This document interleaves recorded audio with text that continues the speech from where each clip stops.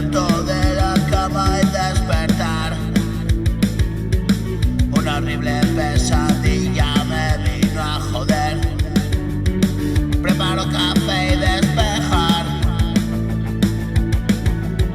Me siento en la cama y balancear.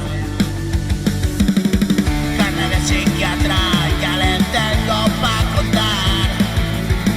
El cantar de esta azotea no es normal. Y he dejado de divagar.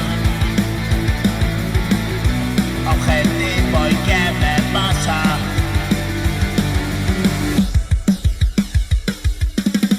Vaya malestar, sexo explícito y violencia abrasar. Escribo deprisa, intento pasar sorbos a una taza de cerámica. Palabras en el papel y confesar. Tengo todo un día, podré descansar. Lo curioso es que el miedo se va,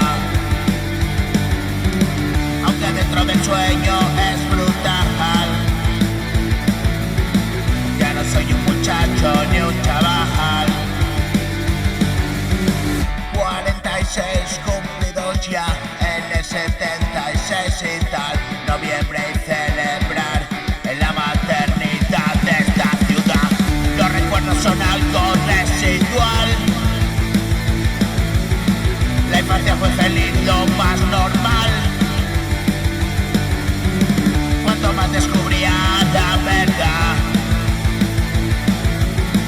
construyendo mi mapa como en Google Maps.